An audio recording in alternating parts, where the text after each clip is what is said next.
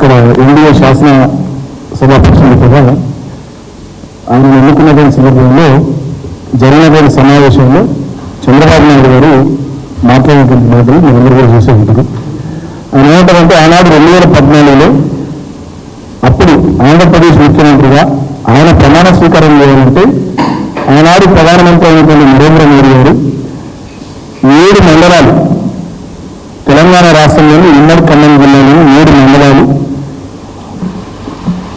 ఆంధ్రప్రదేశ్కు బదలాయిస్తే తప్ప ప్రమాణం చేయాలని చెప్పి ఆయన ఆనాడు ప్రధానమంత్రి మీద ఒత్తిడి తీసుకొచ్చి ఆనాడు ఎన్డీఏలో భాగస్వామ్య పార్టీలు ఉన్నటువంటి తెలుగుదేశము భారతీయ జనతా పార్టీ 2 పార్టీలు కూడా కలిసి ఆనాడు ఉమ్మడి ఖమ్మం జిల్లాలోని 7 మండలాలను తీసుకొని పోయిందని చెప్పి ఆ విషయాన్ని నిన్ననే చాలా సగర్వంగా చంద్రబాబు నాయుడు గారు ప్రకటించింది.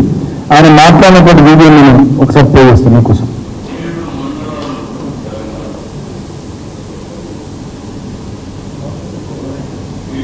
7 మండలాలు ఇవ్వకపోతే నేను ప్రమాణ స్వీకారం చేయను, నాకు ఈ పదవి వద్దని ఆ రోజు చాలా స్పష్టంగా చెప్పాను.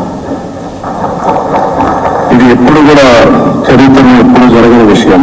ఆ రోజు ప్రధానమంత్రి గారు నరేంద్ర మోడీ గారు ఇవన్నీ ఆలోచించి ఫస్ట్ క్యాబినెట్ మీటింగ్ పెట్టి ఒక ఆర్డినెన్స్ ఇచ్చి ఆ 7 మండలాలు ఆంధ్రప్రదేశ్కి ఇచ్చి తర్వాత పార్లమెంట్ సమావేశాలు పెట్టుకున్నారంటే అది ఒక చరిత్ర. 7 మండలాలు తెలంగాణలో ఉన్నాయి.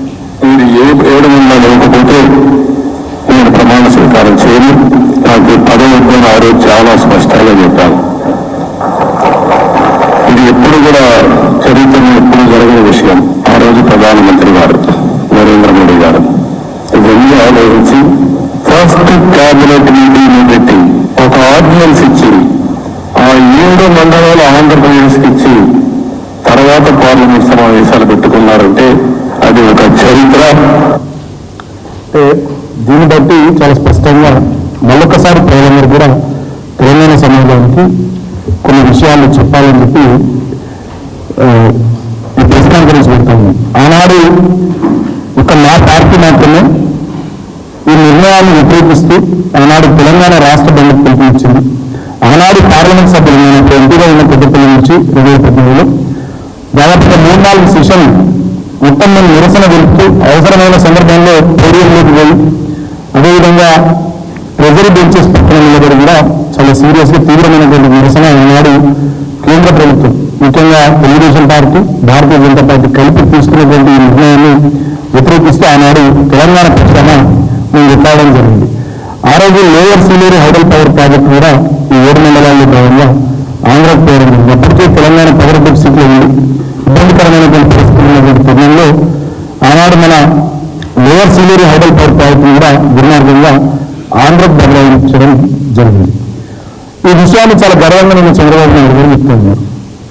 ఆనాడు తెలుగుదేశం పార్టీలో ఇవాళ తెలంగాణ రాష్ట్రానికి ముఖ్యమంత్రి ఉన్నటువంటి రేవంత్ రెడ్డి గారు ఆనాడు తెలుగుదేశం పార్టీలో కీలకమైనటువంటి నాయకుడు. ఒక్క సందర్భంలోనైనా ఒక్కసారైనా ఈ విషయానికి సంబంధించిన నిరసన వెలుపులో మాట్లాడలే, ఏం చేయాలి చేయకపోగా చంద్రబాబు నాయుడుకి వెంటబడుతూ ఆనాడు రేవంత్ రెడ్డి తెలుగుదేశం పార్టీలో చంద్రబాబు నాయుడుకు అనుకూలంగా ఆయన అడుగులకు నడుగులెత్తి ఆనాడు ఆయన బతికింది.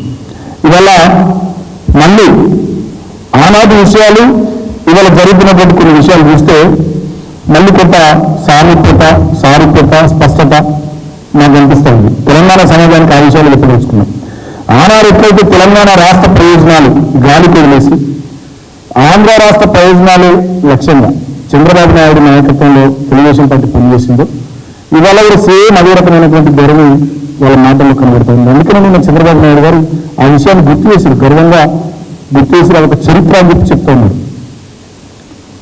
ఇవాళ కూడా ఏం జరుగుతూ ఉంది, ఆనాడు చంద్రబాబు నాయుడు గారి శిష్యుడు అప్పటి తెలుగుదేశం పార్టీ నాయకుడు ఇవాళ తెలంగాణ రాష్ట్ర ముఖ్యమంత్రి నుండి ఆయన తీసుకుంటున్నటువంటి నిర్ణయాలలో కూడా చంద్రబాబు నాయుడు పాత్ర ఉన్నట్టుగా చంద్రబాబు నాయుడు డైరెక్షన్లోనే రేవంత్ రెడ్డి నడుస్తున్నట్టుగా నాకు అనిపిస్తూ ఉంది. ముఖ్యంగా గతంలో ఆంధ్రప్రదేశ్ రాష్ట్రానికి సంబంధించినటువంటి ప్రిన్సిపల్ సెక్రటరీగా ఇరిగేషన్ డిపార్ట్మెంట్లో ఉన్నటువంటి ఆదిత్యనాథ్ దాస్ ఆయన తెలంగాణ రాష్ట్ర ప్రాజెక్టులకు వ్యతిరేకంగా కేఆర్ఎంబికి కానీ కేంద్ర జలశక్తి మంత్రిత్వ శాఖకు కానీ కేంద్ర ప్రభుత్వానికి కానీ అనేక లేఖలు రాసి అనేక మీటింగ్లలో ఆంధ్రప్రదేశ్ ప్రభుత్వం తరఫున తెలంగాణ రాష్ట్ర ప్రాజెక్టులను తెలంగాణ రాష్ట్ర నీటి వాటాను వ్యతిరేకిస్తూ చాలా సీరియస్గా పనిచేసినటువంటి వ్యక్తి ఆదిత్యనాథ్ దాస్. ఆయనను రేవంత్ రెడ్డి గారు, చంద్రబాబు నాయుడు డైరెక్షన్లో రేవంత్ రెడ్డి గారు ఇవాళ తెలంగాణ రాష్ట్ర ప్రభుత్వానికి అడ్వైజర్గా నియమించిండు. అంటే 10 సంవత్సరాల తర్వాత మళ్ళా తెలంగాణలో కుట్రలు మొదలైనవి. ఈ విషయాన్ని తెలంగాణ సమాజం, తెలంగాణ బుద్ధిజీవులు, మేధావులు, తెలంగాణ ప్రజానికం గుర్తించాలని కోరుతా ఉన్నాం. తెలంగాణ రాష్ట్రం కోసం రేవంత్ రెడ్డి ఎన్నడూ పోరాడిన వ్యక్తి కాదు.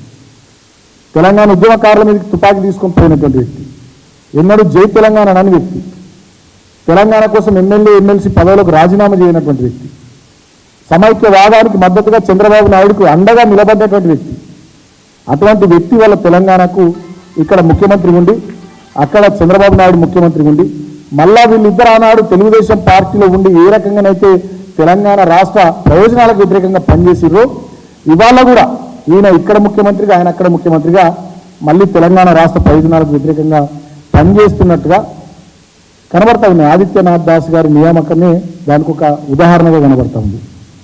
తెలంగాణలో గడిచిన 10 సంవత్సరాల్లో మా ప్రభుత్వ హయాంలో జరిగినటువంటి చాలా మంచి పనులు, వాటన్నిటి విజయవంతమైనటువంటి పనుల మీద బురద జల్లేటటువంటి కార్యక్రమం రేవంత్ రెడ్డి పెట్టుకున్నాడు తప్ప తెలంగాణ ప్రజానికానికి ముఖ్యమంత్రిగా ప్రభుత్వంగా తను ఏం చేయాలో ఆ బాధ్యతను విస్మరించింది.